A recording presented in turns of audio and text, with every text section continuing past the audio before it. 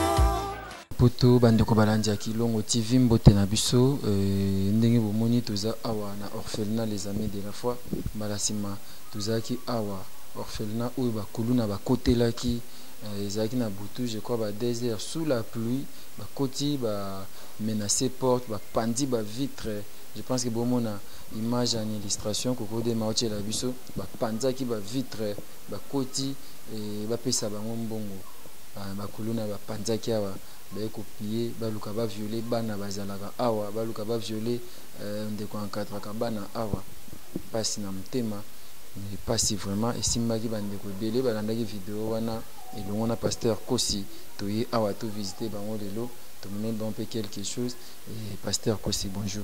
Bonjour papa Rabi Mavino. D'abord tant ozwa ki sango ke bakuluna bayaki awa pour que ba violer pour que ba zombo en orphelinat et ça konde.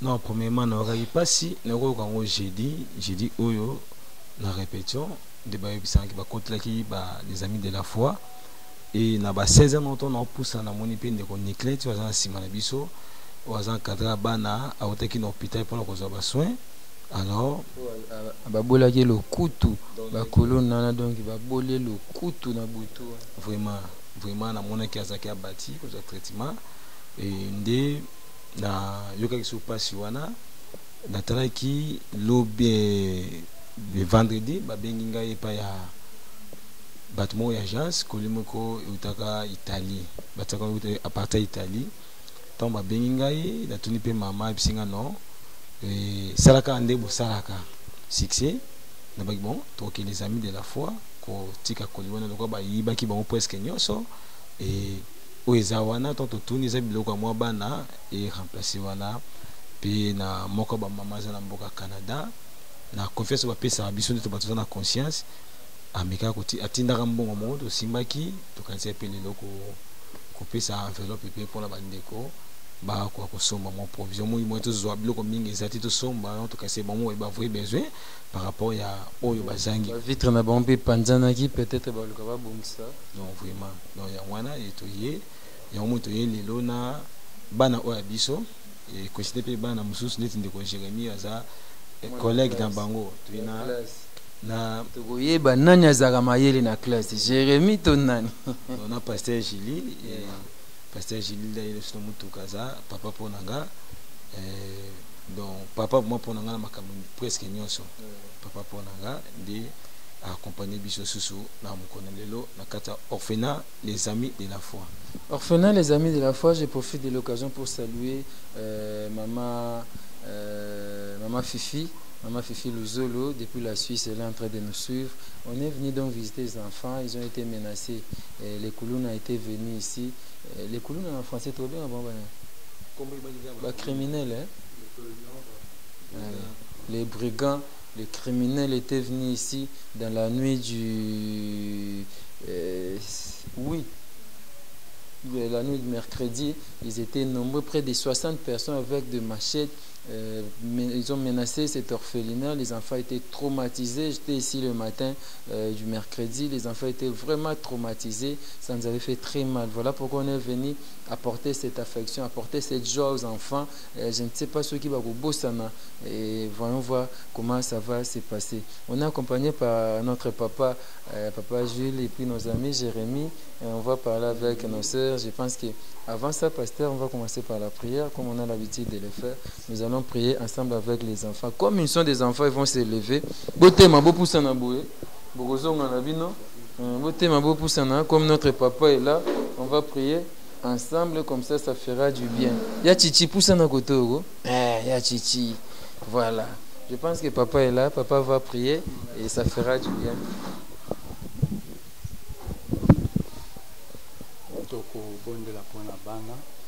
Seigneur notre Dieu, te rendre gloire et paix na yo pour être au possible opportunité ya koya katina sika oyo visite oyo ezaki bien entendu de la part ya bandeko basali un petit geste oyo lelo eza réalisé kolo merci pour na visite ya mabe o monguna atindaki bato na ye pour te baya ko détruire vision oyo grâce que endommagé la vie à batoté vraiment tous allés très reconnaissant pour la protection na yo kolo katina biso.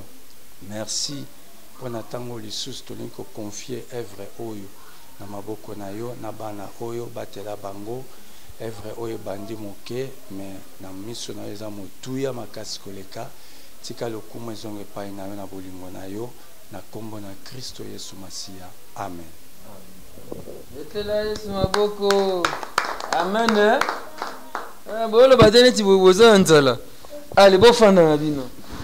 Voilà. Merci beaucoup. Je pense que Jean 10, hein? Les voleurs ne viennent que... Jean chapitre 10, verset 10. Les voleurs ne viennent que pour dérober, et voler, égorger, tout ça. Voilà, il y a un égard pour détruire. Mais le Fils de l'homme est à Paris pour détruire aussi les œuvres du diable. Donc il y a détruit, mais l'œuvre n'est pas collée sur ma scie. Bebsa des agneaux, azani sous son impact, veut dire azani et sans effet. Merci. Il y a beaucoup plus il y a Clarisse. Boni, il y a Nicolas. Boni. Bien, papa. Colonna, yo pena mona yo komaki un peu traumatisé na tongo. Bon, le gars la paix mba liboso. C'est ma toute première fois to yo kaka na molia ke ba uti ko menacer batu ba kati batu mais oyo et comme lenga dans mon âge que j'ai mba liboso donc jusqu'à maintenant na moi bonaza bien. Parce qu'on a comme kana butu kusutuka na moi ka luka ba sauter un peu ça. Tu as vu que action ana ba kuluna ba côté là qui a ba sauter ba mi ba pandi ba vitre ou moni ba bouki porte ya couloir et azai ko expliquer on a tongo nango azai vraiment traumatisé. Moi je me demandais il y a encadré azai traumatisé et combien bana o amike ba kenda la classe bazai traumatisé. Vraiment nzamba sunga pour ce to leli mama nani sunga le ba konti botela sama kambu ba konti on peut mingi ba betana bango kara et nzambe nde asunga. Et par rapport à nyonso wana toyaki na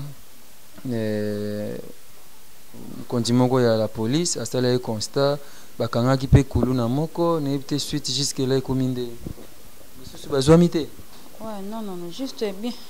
Nga pe nataki na télé na mona komandango na nani kulu nango moko mais ba isinga ki opeka ba utaki awa de bakangaki moko ba suite na éviter ceux qui wana eza musaya bango ba konde ba kolandela bango jusqu'à la fin de ça. Depuis wana pe boji menace mususu te. Oui, menace musu na zuite to tozula na biso. Ça c'est très bien et nga isali nga moi pas sikaka par rapport ya menace oyo ba ndeko bazwaki bana vraiment bazali traumatisé bakene baza en congé bana. Oui baza en congé.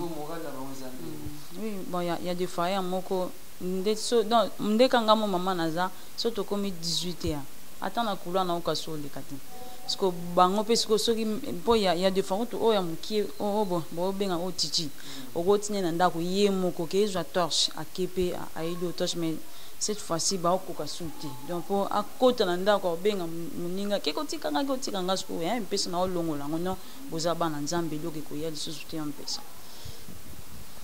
Pas un problème Nzamba Sunga. Avec un carton oyo et le on a pasteur Kosi et je pense que on va ouvrir ça tout pour ça kuna. Voilà. Allez ya boya siko bini. Bote makaka.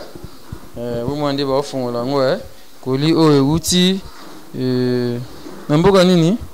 Italie. Aba totanga biso kombo na ete abitotanga kombo na ete uti Italie nzamba pambola ebisika za apambola bandeko nyonso balanda ba video na biso oyo basalaka mwa zonga masima muke oyo basala mwa ba geste ya boye ezalaka malamu mingi toyebite biloni eza en kati mais je pense que eza biloko ya bien nzamba pambola yo oyo okanisi kotindela bana oyo tobengaka ba orphelin mwa biloko mwa elamba mwa chaussette moi cinglé nani ni soso coupé moi coupé nini so ya titi lamba yo lingai soutien non cinglé ya lingane cinglé boyo robe allez catch ya lingaka catch donc munam talinga oya yi ngalinga na nga chaussette. Parce que si on a le chaussette, Paul a zoté la ngaï. Na lobi mabe, yo ina lo banini chaussette, na chaussette, na chaussette, na ma chaussette. Ndeko na biso pe ba misu ba lo baka chaussette. Voilà, yango pasteur ko se ofongola. Waouh. Iza na dilamba ya bien. Oyo ekoka bana ba orphelin te ngamoko na stape yango. Wana complet servette. Moi bilamba ezali. Voilà, des belles chemises. Et voilà, c'est tout pour les enfants, pasteur. Je pense que pour les enfants, c'est vraiment Ça, c'est vraiment bien. Ça, c'est vraiment bien. Aussi, pour la latte, un dimanche dans l'église. Et ça est bien. Voilà, je pense que vous avez vu les enfants aimer. Vous savez, hein? Oui. Vous savez, vous avez vu pour le bâtiment. Donc, tu prends le bon matin, le bon matin, il y a eu le bini. Jama pamba le bango bakse le bango ya koleka. Banjana na bango funga mamsana bango kinde libuso ba bazanga teba njanja bakse bango bele papa na peba ba kokanisa biso nana ope ba ayotsikle biso njama pamba le bango ba ope ba kanisa kabiso njamba batela bango banjana na bango misana bango kinde libuso njama ba kusoma ba fara kotike pamba te wa batela bango kokende na bango pe kuzanga na bango ngoyanga so ngona satana mo na bango te ya zamu na bango tang ni pe pourquoi ya chika bango hamba tenga so bakuzana bobo senga na ngoli ya kokisala bango ngo de nom de Jésus. Ça c'est très bien, merci. Il y a Poussana Soussou. L'enveloppe, si vous pouvez remettre, c'est une remise symbolique. Merci à la personne qui a envoyé. Merci à tout le monde qui ont passé au vérifier Nao. Qu'est-ce que vous pouvez dire par rapport à ces gestes? Oui, vraiment, malobeko zangate, nago zanga malobate, ko donc il est là que nous sommes unis tous à Banazambe, autant que bana o baza ya biso nyonso, bazaka yanga mokote ya papa, ya yo mokote baza ya tata ngi bato baza libanda ba yoki pasuana, c'est pour cela on va saluer juste au nzamba isaele, nzambalo, nzambo to luka tongo mini poko, akanisa bango. Merci beaucoup. Nzamba Kanisa Bango. Et ben, je vais aller chez notre papa. Peut-être une ou deux questions. Papa va parler. Et papa, orphelin ou va visiter on va kuluna.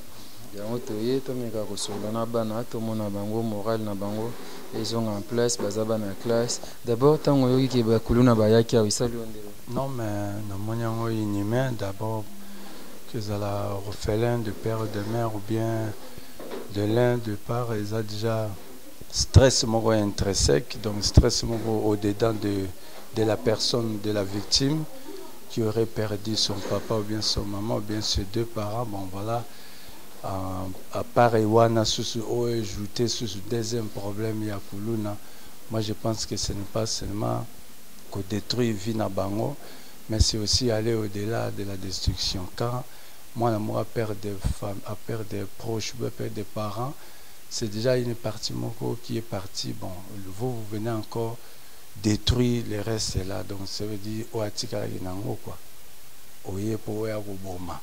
Donc, vraiment, c'est dommage, il y a entorse, n'a pas il y a colonaire. Bon, malheureusement, ils ont été, car il y a une responsabilité, il y a pas, il y a des institutions compétentes pour gérer ce genre de problème. Malheureusement, tout le monde, tout ce qui est là, que ce n'est pas le cas pour un pays. Merci. Et pour le cas, pour les gestes que nos amis de l'Occident ont fait, qu'est-ce que vous pouvez dire par rapport à ça, pour avoir pensé aux orphelins? Donc c'est une coïncidence, je crois, c'est par rapport à une vision. Si on a bien évalué coût au problème et puis par rapport à acte, je crois que c'est une vitesse félicité, c'est automatique parce que ce tobito coïncide acte ya ba colonaire na acte autrement que vitesse ça mamakasi que oyoki ba côté libana na orphelinat opposé mamo acte yango pe commis, c'est vraiment express. La félicité mutu a posé acte wana na remercier ya mingi na bénir ya haute voix et puis na sengi que bon Dieu a koba kozala na etango nyonso de près de force de toutes les façons. Merci beaucoup. Yango bomoni na lataki teni oyo pona zaki na méchant pona tala so na monima bakulu na kanga bango na luka luka ba mikolo ça ka bongo kutenda bon série na biso vers les années 60 makamboni zaki te mais bon tout à quand des technologies ezokende ndenge pe makamso ezokende nga mona kuluna na synonyme à muyibi pourtant bazoba il ne vient que pour dérober, voler, pardon, détruire, égorger. Donc nazomona baza na même rôle na diable, ce qui n'est pas bon. vous avez quand même mutu lukata na misato wana olongola malembe au esila ekuzama la mingi. Et pasteur Kossi, qu'est-ce que vous pouvez rajouter par rapport à notre visite? Merci beaucoup. Je pense que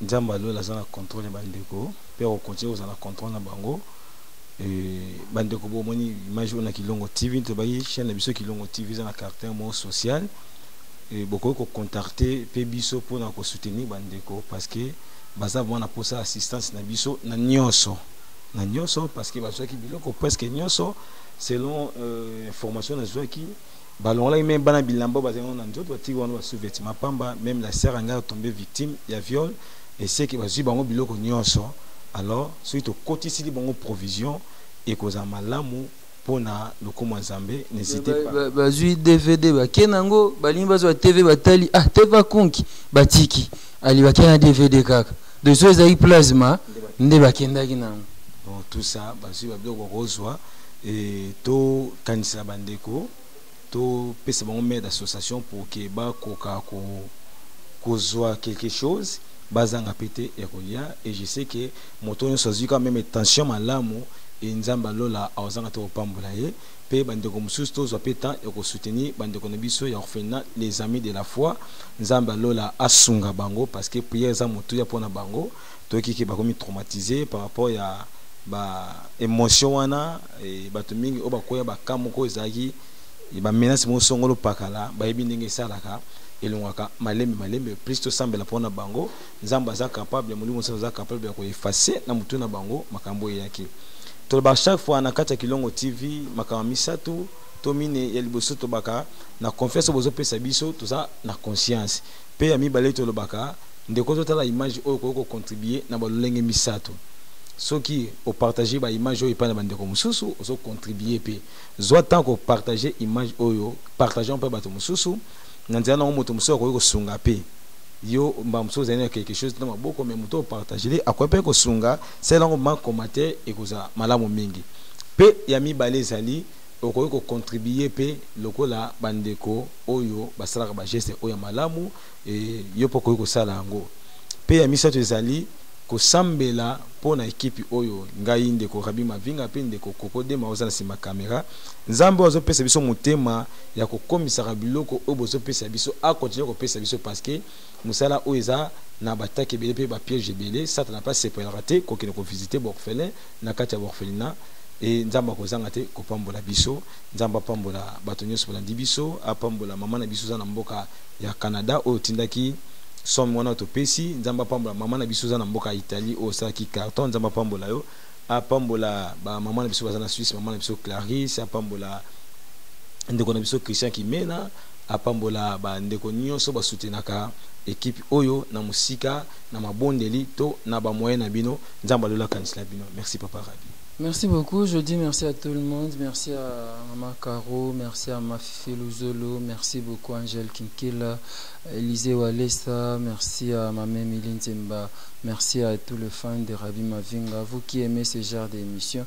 Là, je pense à Ariachou Lema, ainsi qu'à Papa Mike Lema, le super papa, merci à vous, merci à Fils Kinkela, vraiment merci à vous tous, et on est là sur Kilongo TV, prochainement pour une nouvelle vidéo. Nous étions donc à l'orphelinat les amis de la foi où nous étions venus leur rendre visite et je pense que bana va s'épeli quand même comme on a vu awa les temps aussi ça te reçoit on a vu bango tout ça comme ndambo. Merci à Coco Dema qui est derrière la caméra, Coco Dema. Donc on se retrouve très prochainement pour un nouveau numéro Kilongo TV, une chaîne à 100% sociale. Merci.